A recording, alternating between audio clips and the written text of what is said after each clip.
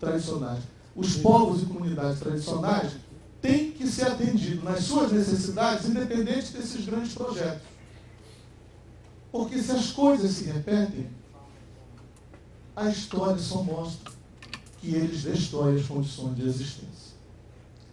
Aí eu coloco alguns elementos que eu sintetizei aqui a partir do texto para as nossas discussões, os encaminhamentos da Procuradoria, né? Que tem um papel muito, e falo isso assim, muito empolgado, muito importante na luta com os movimentos sociais, junto com as universidades. Definição dos espaços-tempo das experiências de trabalho de povos e comunidades tradicionais. Isso está nesse texto, e eu sintetizei também a partir do diálogo com a fala da professora Cristiane. Inconcebível projetos dessa natureza não terem uma análise que mostre que eles não podem ser executados porque eles destroem os espaços e os tempos das experiências de povos e comunidades tradicionais, a partir das quais eles garantem sua existência. Olha, usando da empiria e da observação. Eu coordenei o campo, doutor Xandi, durante 8 anos como coordenador e 8 anos como vice. Então eu ando Oeiras, Cametá, Baião, Mocajuba, Limoeiro, Igarapé-Miri, isso assim, em um dia capaz de fazer 3 lugares desses. Mocajuba, Baião e Igarapé-Miri. Baião era altamente produtora de camarão. Você vai na feira de Baião para você encontrar camarão enormes. Graúdos são a linguagem da região. Tebudos são a linguagem da região, doutor Xandi. É uma aventura, porque você não tem. Diminuiu. Então, sem a hidrovia, os espaços-tempos das experiências de trabalho de povos e comunidades tradicionais já foram destruídos. Eu estudo saberes. Meu nobre colega lá, diretor lá de Limoeiro do Ajuru, para estudar o que homens e mulheres produzem de saberes, eu preciso entender território. Sem território não há saberes. Por que as pessoas vão produzir? E saberes, eu não estou falando de saberes da maré que sobe, da maré que desce, que é muito importante. Eu estou falando de saberes de organização, saberes políticos, saberes de produção. Saberes de produção tem a ver com os espaços-tempos de trabalho. Há necessidade de pesquisa nesse sentido. Definição de uma questão antropológica. Um ponto no sistema, outros elementos são afetados. Daí que é preciso pautar a parada do projeto, porque você não tem informações amplas sobre os impactos em Cametá, Mocajuba, Limoeiro, Oeiras. Ressalto a implicação nos processos formativos. Ressalto a não conciliação entre modos de vida, vivido pelos senhores, pelas senhoras, com os modos de produção do capital. Portanto, a defesa de análises que vão possibilitar a discussão de mitigações para que o projeto ocorra é você sancionar, nessa primeira análise, que a destruição ela pode vir a conta-gotas. Eu quero dizer, doutor Xandi, não sei se o doutor Felício ainda está na escuta, que a utopia, ela não está ultrapassada. E eu acredito que uma das utopias de luta é barrar a hidrovia. Me permita uma última análise. O capital já tinha o espaço necessário para levar a produção de um lugar para o outro. Ele só precisa da hidrovia, uma análise pequena, podemos ampliar. Não agora. Porque ele precisa diminuir custos e ele precisa maximizar os seus lucros. E pelo rio isso é muito mais fácil. O Estado deve assumir a realidade independente da compensação, fechando. A compensação é finita, os problemas são ad infinitos. Retirar o território é criar a subjugação e o silenciamento. Não há mais lutas. Eu vou fechando a minha fala para dizer que os processos formativos da classe trabalhadora desses territórios é totalmente comprometido numa perspectiva de fortalecimento das identidades, das lutas, das suas experiências, com a construção e implementação da hidrovia, porque ela retira a possibilidade dos sujeitos experienciarem as suas vidas nos lugares que lhes potencializa a existência. E aí a gente se coloca, né, para as discussões desse campo, e depois eu encaminho esse texto do Dr. Chadi para poder, e o Dr. Felício, o Dr. Felipe, né, para consubstanciar as análises à medida do possível. E parabenizar a todos e a todas, muito feliz com o Ministério Público encampando essa ação e as escutas que haverá em diferentes territórios. Dr. Chadi, o pessoal aí advoga que haja mais lá no Baixo Tocantins, então tenho que dizer. Obrigado, doutor.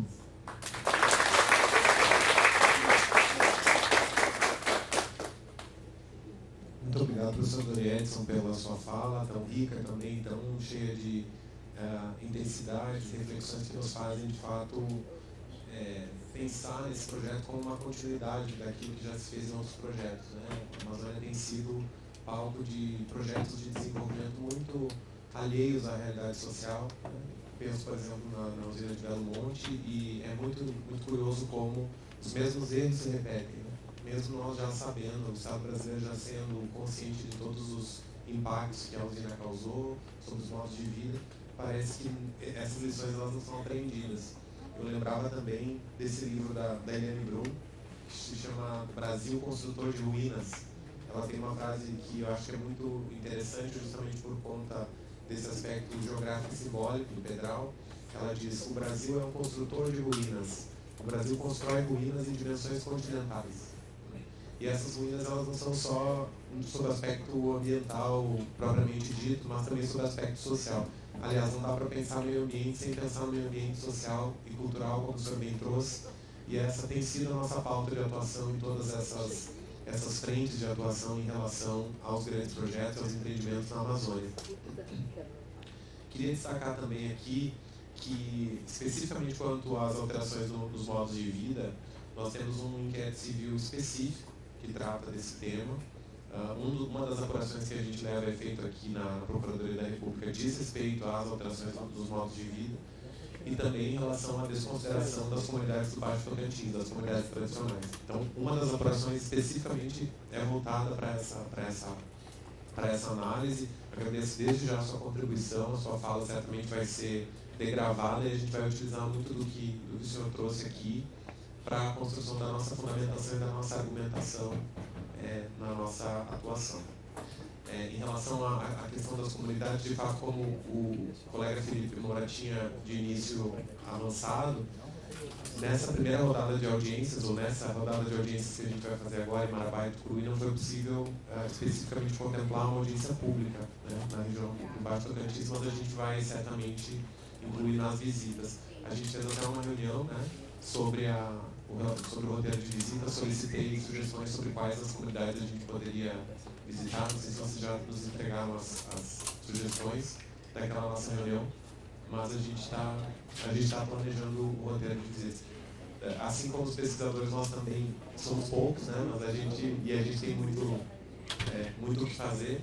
Então a gente está tentando contemplar da forma mais democrática essas visitas, para que a gente possa também com elas contemplar a nossa visão, né, enriquecer a nossa visão sobre os impactos potenciais aos modos de vida.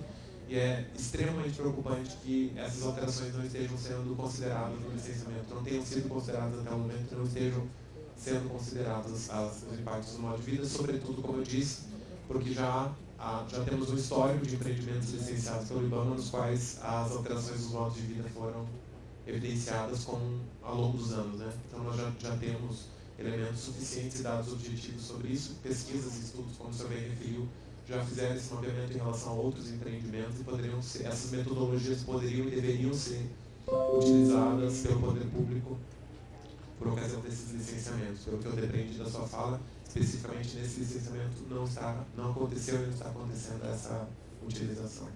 Vamos abrir para as perguntas, então, agora para o professor Dorietti. Do mesmo modo, a gente vai colher todas as perguntas e aí a gente passa para as respostas.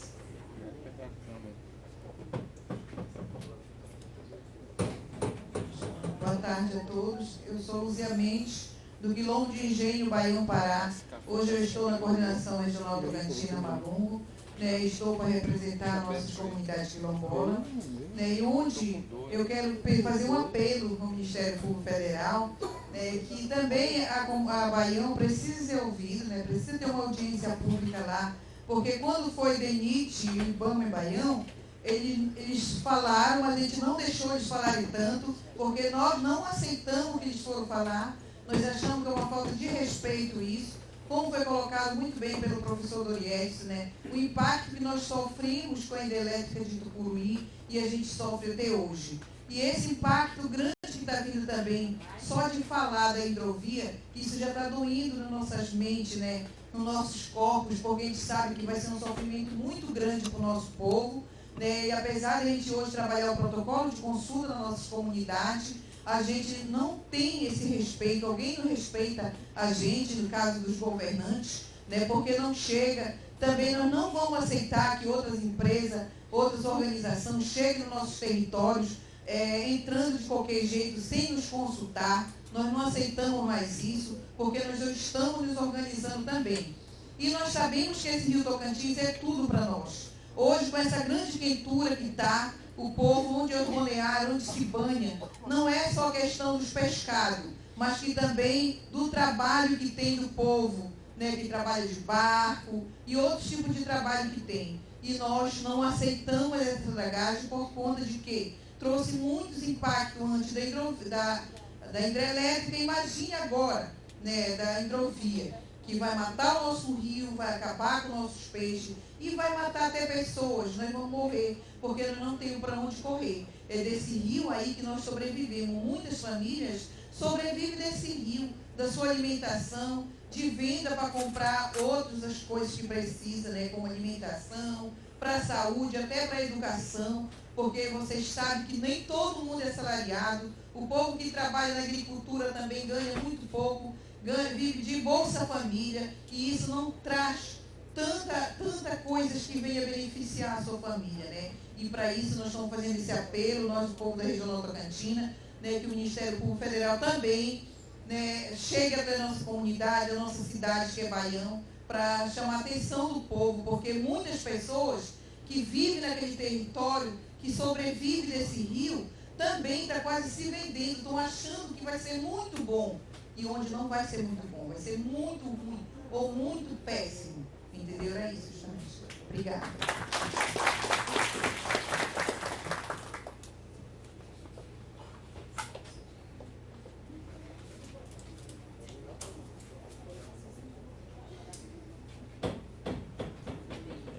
Me apresentei agora há pouco, sou Nelson, sou lá de Mocajuba, sou dirigente sindical do Organização Regional do FETAG e sou quilombola, no meu município. E na fala do professor, a gente vê que, de fato, nós estamos aqui representados por vários presidentes de sindicatos de produtores rurais aqui, como Cametá, Baião,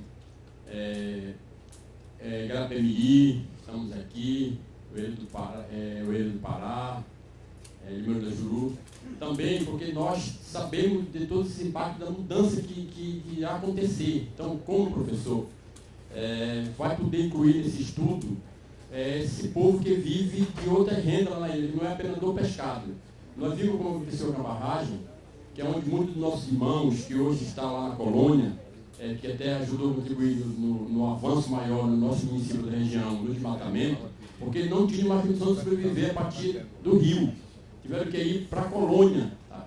Para viver no compartilhamento mais da parte da agricultura do que da pesca. Hoje, a maioria do nosso povo vive assim. E nós sabemos que todas as ilhas que nós temos lá na nossa região, ela é produtiva. Todas elas, tá? Tem produção. E aí, a gente não está sendo incluído também, é muito triste isso, tá?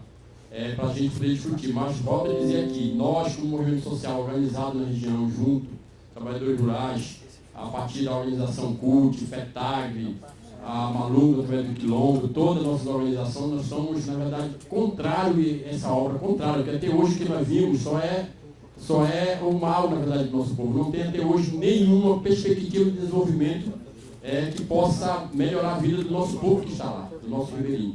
Então, esse foi a nossa indignação. Já vivemos esse grande desmatamento na região em função do anúncio dessa hidrovia, onde nossos municípios estão sendo, nossos agricultores, vamos dizer, assediados até para o agronegócio de vender suas propriedades.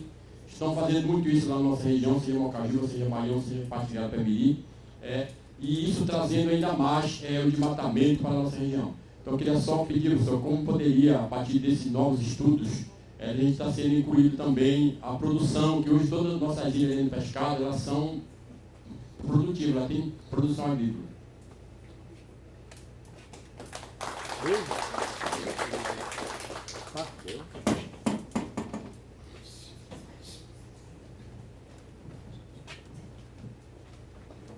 Boa tarde de novo, né? Ademar, presidente da povo. O professor, ele falou toda a nossa língua aí, a fala dele, ele expõe tudo. Eu acho que o povo entendeu muito bem que, tecnicamente, ele falou a língua e falou tudo o que aconteceu na existência do nosso Estado, nas construções que houve e nas perdas de cultura, que nós perdemos, que nunca nós vamos ser ressarcido isso. Não tem dinheiro no mundo que pague cultura, que pague aquilo que nossos antepassados vieram preservando e que foi perdido através do agro, porque quem está construindo esse projeto aí é do agronegócio. E o nosso povo, ele não depende do agro, nós depende da cultura, da monocultura e da pesca, que é o que nós fazemos com propriedade. Então nós precisamos sim que seja incluído todas as comunidades e para estar falando, e a empresa, por exemplo, no dia da audiência pública, é importante estar o IBAMA, é importante estar a empresa, é importante estar a DENIT, é importante estar ministros, tá? Ministros de meio ambiente, ministros de todos de desenvolvimento, de integração. É preciso estar toda essa população aí, até o secretário do governo, para estar ouvindo a comunidade, para ouvir os anseios da comunidade. O que é que nós pensamos? Então, isso é a minha fala. Obrigado.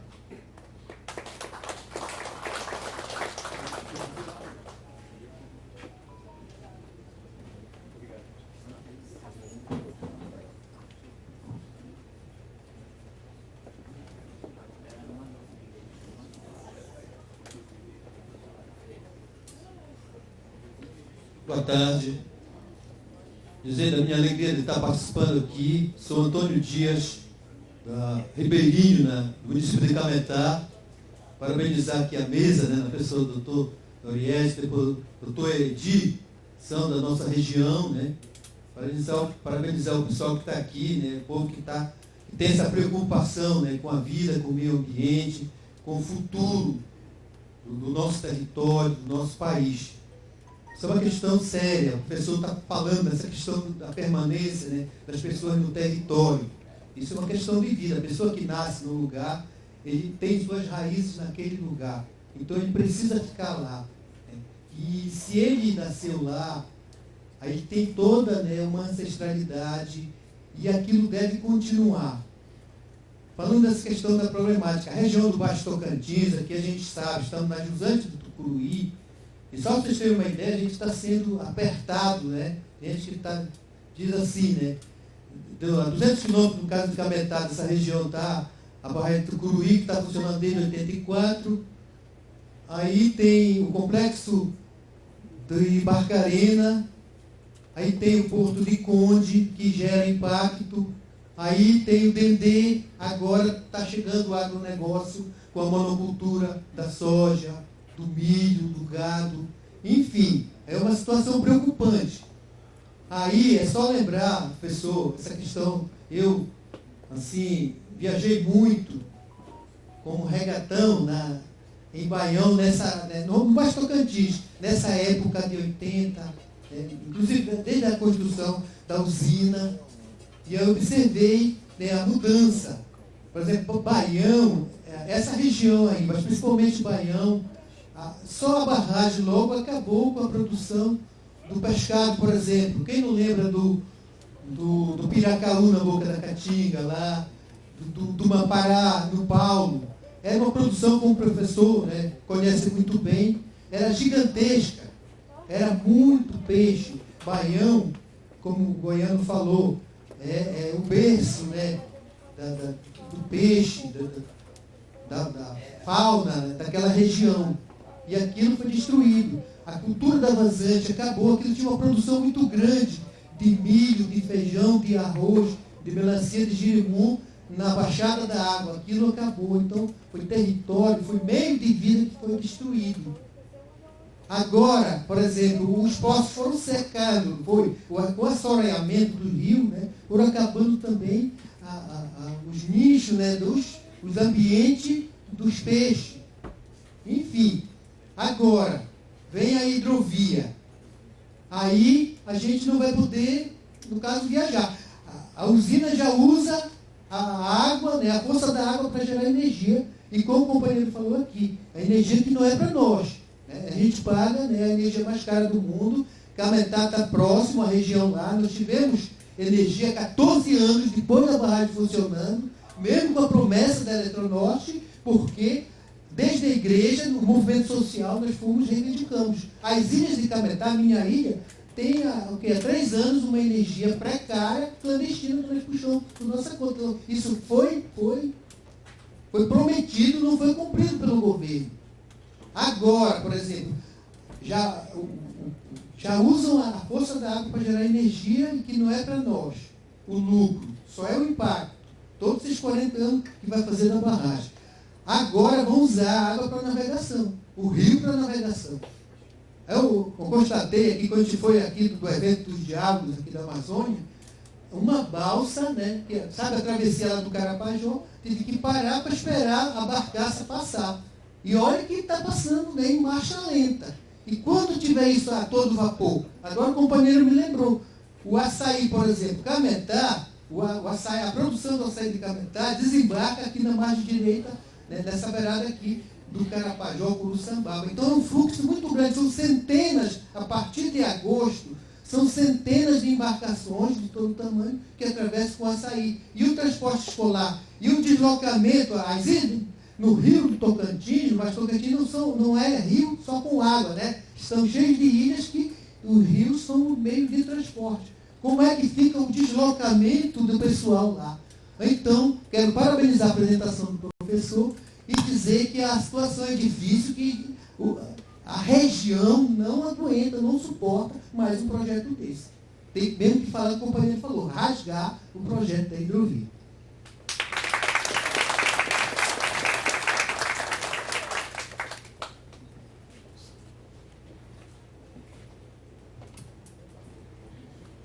Boa tarde. Então, minha não é uma pergunta, mas é uma constatação. Eu sou Elciana, eu estou presidenta da CUT Pará, aqui, mas eu sou do Baixo Tocantins. Sou de Moncajuba, sou uma trabalhadora rural, quilombola, e parabenizar. Primeiro, é uma sensação de a gente não estar mais só. Em 2019, quando a gente começou a CUT Pará, a CUT Nacional, arregimentou força com outras organizações, e foi a universidade, foi a diocese, foi os quilombolas, os pescadores, que a gente se juntou. Para além do que as águas que nos unem, a montante e a jusante, são essas identidades de luta que nós temos construído nesse tripé, nesse quadripé, que é o processo de organização, o processo de formação e informação, que elas estavam muito desencontradas. Acho que a gente vai se encontrando no processo de esperançar. Se é que a utopia ela vai empurrando a gente cada vez mais para a gente ir conhecendo a partir do saber popular, mas a partir da pesquisa, a partir dos dados científicos, eles vão confrontando cada vez com que o saber popular da nossa população já apresentava. Em 2019, os pescadores falavam com as informações de fuxico e de outras coisas que tinham. Eles diziam, lá onde vai ser derrocado, lá em Baião, é aonde os nossos peixes sobem para desovar. Professora, os nossos pescadores, nossos trabalhadores, eles já têm essa linha vermelha ou verde, essa linha de resistência e o raio de atuação de luta, de produção de luta. Acho que é muito importante o que nós estamos fazendo. Então, parabenizar o Ministério Público Federal, acho que muita gente que disse para nós, primeiro, nós somos acusados de ser contrário ao desenvolvimento, nós não somos. Desde que o desenvolvimento possa estar incluído a vida, o território e o respeito às pessoas. Depois de não estar só, porque a gente começa com as organizações, né, inclusive com apoio internacional, apoio de liderança, de pesquisadores, e hoje a gente está aqui na casa, na nossa casa, e sabendo que o Ministério Público Federal tem essa disposição, inclusive